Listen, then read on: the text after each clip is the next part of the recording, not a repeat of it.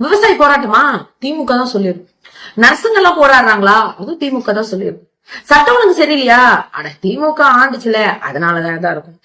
அதுக்கு மேல கரண்ட் போகுதா? அடடே, எம்எல்ஏ விட கவுன்சிலர் தான் பதவி ஜாஸ்தி, அவங்களுக்கு தான் மிகப்பெரிய பவர் இருக்கு.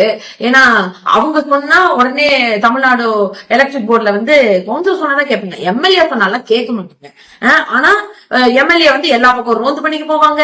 அதை தாண்டி அந்த கிளை நிர்வாகிகள் வரைக்கும், அதாவது தாவேகாவினுடைய கிளை நிர்வாகி வரைக்கும் கட்சி தண்டை போட்டுட்டு அவங்க ஆஸ்பத்திரிக்குள்ளேயும் போவாங்க, இல்ல போலீஸ் ஸ்டேஷனுக்குள்ளேயும் போவாங்க, இல்ல ஒரு ஸ்கூலுக்குள்ளேயும் போய் நிற்பாங்க, எது வேணாலும் பண்ணுவாங்க. ஆனா எந்த தவறு நடந்தாலும் அதுக்கு காரணம் திமுக தான். ஏன்னா இப்ப திமுக ஆட்சியில தானே இருக்கு.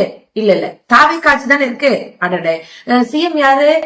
ஸ்டாலின் சாரா இல்ல விஜய் சாரா தெரியலையே. ஆனா இன்னைக்கு சிஎம் சார் விஜய் அவர்களே மேடையில திமுக ஆப்போசிட்டா தான் பேசுறாரு. நன்றி அறிக்கை கூட்டத்துக்கு போனா கூட நாங்க பொதுமக்களுக்கு நன்றி சொல்ல மாட்டோம். நாங்க போனது திருச்சி கிழக்குல மொத்தமா இருக்கிற மக்களுக்கு நன்றி சொல்றதுதான். ஏன்னா அத்தனை பேர் ஓட்டு போட்டுருக்காங்க. ஆனா நாங்க அனுமதிக்கு போறது 5000 பேருக்கு தான். 5000 பேருக்குல ஜெயிச்சாரா இல்ல திருச்சி கிழக்குல இருக்க ஒட்டுமொத்த மக்கள் ஓட்டு போட்டனால ஜெயிச்சாரா என்னன்னா தெரியல. அதை பத்தி எல்லாம் எங்களுக்கு தெரியாது. நாங்க வருவோம், கொடுத்திருக்க ஸ்கிரிப்ட பேசுவோம். அது முதல்வர் அப்படி பண்ணுவாரு.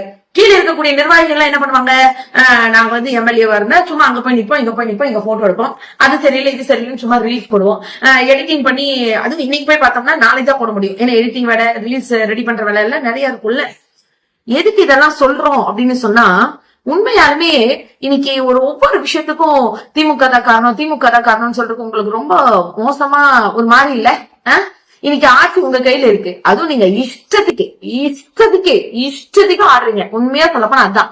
உண்மையாலுமே திமுக ஆட்சி காலத்துல ஒரு திமுக ஒரு தொண்டரா இருந்தா கூட பரவாயில்ல, அவங்க எல்லாம் போய் ஒரு இடத்துல நிக்கும் போதோ இல்ல நம்ம திமுக நான் இதை பண்றேன் அப்படின்னு சொல்றதுக்குலாம் உண்மையா எங்களுக்கு எல்லாம் கஷ்டமா தான் இருக்கும். ஏன்னா ஏதாவது ஒரு இடத்துல நம்ம கட்சிக்கு கெட்ட பேர் வந்துருமா அப்படிங்கிற யோசிக்கக்கூடிய மனநிலையில தான் நாங்க இருப்போம். எவ்வளவு பேர் வேணாலும் கமெண்ட்ஸ் எவ்வளவு வேணா கதருங்க, எவ்வளவு வேணாலும் கேவலமா போடுங்க, என்ன இப்போ. ஆனா உண்மை என்னமோ அதை சொல்லிதானே ஆகணும். ஆனா இன்னைக்கு ஒரு கரண்ட் கட் ஆனதுக்கு திமுக காரணம் அப்படின்னு எல்லாம் பேசக்கூடிய எத்தனையோ வாய்கள் இதுக்கு என்ன பதில் சொல்வீங்க? கீழே பாருங்க.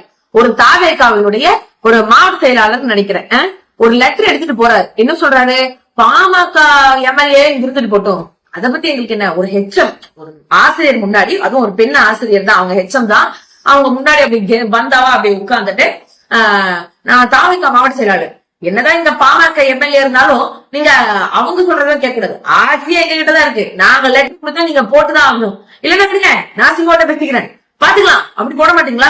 இதுல அந்த ஆசிரியர் மிரட்டுறாரு. நீங்க என்ன சமூகத்தை எல்லாம் பாக்குறீங்களா, அதாவது ஜாதியெல்லாம் நீங்க பாக்குறீங்களா? அப்படியா இப்படி என்னங்க போய் உட்கார்ந்து ஒரு எஜுகேஷன், ஒரு கல்வி சொல்லிக் கொடுக்கக்கூடிய ஒரு கல்வி நிலைகளை பள்ளிக்கூடத்துல உட்கார்ந்து அங்க முதன்மைப்படுத்தக்கூடிய அந்த தலைமை ஆசிரியர் இல்லைன்னா முதன்மை ஆசிரியரை நீங்க இப்படிதான் மிரட்டுவீங்களா? இதுதான் உங்க ஆட்சியினுடைய லட்சணமா? அப்புறம் இதுக்கு சிங்கப்பெண் காவல்படை, சிங்கப்பெண் காவல்படை அப்படிங்கிறதுக்கு இன்னைக்கு முதல்வர் என்ன சொல்றாரு, எந்த இடத்துல தப்பு நடந்தாலும், ஒரு பப்ளிக் பிளேஸா இருந்தாலும் சரி, ஒரு பஸ்ஸா இருந்தாலும் சரி, இல்ல யாராச்சும் ஃபாலோ பண்ணி வந்தாலும் சரி, உண்மையாலுமே அங்க போய் ஒரு மரியாதை மிக்கக்கூடிய ஒரு முதல்வர் கிட்ட, அதாவது ஒரு பள்ளியினுடைய தலைமை ஆசிரியர் கிட்ட, இல்லைன்னா அங்க இருக்கக்கூடிய ஒரு இன்சார்ஜ் டீச்சர் கிட்ட பேசும்போது ஒரு நாகரீகம் வேணும், ஒரு பணிவு வேணும், ஒரு நீட்டா பேசணும். அதெல்லாம் பேசிருக்கலாம். தாவிக கட்சியில சொல்லி கொடுக்க மாட்டீங்களா? இல்ல தடி எடுத்தவங்க தண்டக்காரனா? யார் வேணாலும் போய் எங்க வேணாலும் இன்ஸ்பெக்ஷன் போய் எப்படி வேணாலும் உட்காந்து எப்படி வேணாலும் நடக்கிறதா?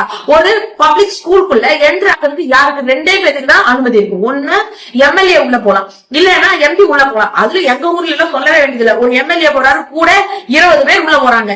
அந்த பசங்க பிள்ளைகளை என்ன நினைக்கும்? ஏன்னா அடிக்கடி போய் உங்களை இப்படி எல்லாம் இன்ஸ்பெக்ஷன் பண்ண சொல்லிட்டே இருக்காங்களா? அந்த அளவுக்கு இங்க எல்லாமே என்ன மோசமான நிலையிலயா இருக்கு? இப்படி எல்லாம் போய் மிரட்டி உருட்டுற அளவுக்கு என்ன நடந்துட்டு இருக்கு? இதையெல்லாம் உண்மையாலுமே பார்த்து நடவடிக்கை எடுக்கக்கூடிய நிலையில தான் இன்னைக்கு இருக்கக்கூடிய தமிழ்நாடு அரசு இருக்கா அப்படின்னு சிந்திக்க வேண்டிய இடத்துல இன்னைக்கு மக்கள் வந்துட்டோம். இனியும் நீங்களா சிந்திக்கலன்னு வச்சுக்கோங்களேன், நம்ம தமிழ்நாட்டுல நம்ம குழந்தைங்களுடைய படிப்புல இருந்து அதை தாண்டி நமக்கான உரிமைகளே இல்லாம போகக்கூடிய ஒரு சூழல் தான் இன்னைக்கு அமைஞ்சிட்டு இருக்கு. தயவு செஞ்சு இதெல்லாம் சிந்தனை பண்ணி பாருங்க. இனிமேல் தாவேகா நிர்வாகிகளா இருந்தாலும் சரி, யாரா இருந்தாலும் சரி, ஏங்க சட்டமன்ற உறுப்பினராக இருக்கட்டும், ஒரு ஸ்கூல் அப்படின்னு சொன்னா அந்த ஸ்கூலுக்கு ஒரு டீச்சரும் அதை தாண்டி இருக்கக்கூடிய அங்க பள்ளி தலைமை ஆசிரியர் தான் முதன்மையானவங்க. அதுக்கு மேல உங்க யாருக்காச்சும் அப்பாயிண்ட் பண்ணணும்னா, இல்ல நீங்க யாராச்சும் சிபாரிசு கடிதம் எல்லாம் கொடுக்கணும்னா போய் கேளுங்க, டிஓ ஆபீசர் போய் கேளுங்க, டிஓ ஆபீசர் கேளுங்க. அதை தாண்டி இன்னைக்கு நீங்க தான் வந்தாவா சொன்னாருல அந்த மாவட்ட செயலாளர், அப்ப ஆட்சியை உங்க எழுதாது இருக்கு, நீங்க அதை செய்யுங்க. அதை தாண்டிட்டு ஒரு கரண்ட் கட் பண்ணா, ஒரு தண்ணி வரலைனா, ஒரு பைப்லைன் சரியில்லைனா, வீட்டுல பீஸ் போனா கூட திமுக தான் சொல்லி போர்ட்ரை பண்ணிட்டு வராதீங்க.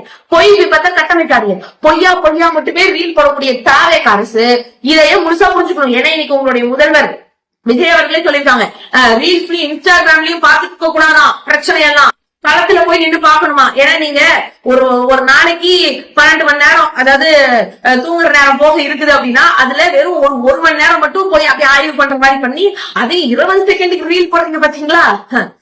என்ன ஆர்சியோ என்ன பண்றீங்களோ. ஆனா எல்லாத்துக்கும் சுயமரியாதைங்கிறது ரொம்ப முக்கியம். நீங்க ஒவ்வொரு இடத்துக்கும் போறீங்கன்ற பேர்ல ஒரு போலீஸ் ஸ்டேஷன் போனாலும் அங்கேயும் போன புடிச்சு நிக்க வேண்டியது. என்ன பேசுறாங்க, என்ன பண்றாங்க. நீங்களா என்ன சார் பெரிய தேவதூதர்களா சார்? நீங்களா வந்துதான் தமிழ்நாட்டை இனிமேல் கட்டமைக்க போறீங்களா? இங்க வர வேண்டிய இண்டஸ்ட்ரியல் லிஸ்ட் எதுவுமே வர்றது இல்ல. இன்னைக்கு விவசாயிகளுக்கு இத்தனை பிரச்சனை நடந்துட்டு இருக்குன்னு சொல்றோம். மேகதாது அணையை கட்டுவேன்னு சொல்லிட்டு கர்நாடகாக்காரங்க அவங்க துளி எழுந்து வந்துட்டு இருக்காங்க. அதை தாண்டி போதை பொருள் அதற்கு ஒரு குரூப் தான் காரணம், அது தாவேக்கால இருக்கவங்க தான் காரணம் அப்படிங்கிற மாதிரி பேச்சுக்கள் வந்துட்டு இருக்கு. இன்னைக்கு பெண்களுக்கு நடக்கக்கூடிய நிறைய பிரச்சனைகள்ல தாவேகா நிர்வாகிகளே அதுல வந்து தொடர்புல இருக்கிறாங்க. அப்ப இப்படி எல்லாம் இருக்கும்போது ஃபர்ஸ்ட் உங்களுடைய விஷயத்த நீங்க சரி பண்ணுங்க. அதை தாண்டி ஒரு பிரின்சிபல், ஒரு பள்ளியினுடைய முதல்வர்னா அவங்க கிட்ட எப்படி மரியாதையா பேசணுங்கிறத முதல் தெரிஞ்சுக்கணும்.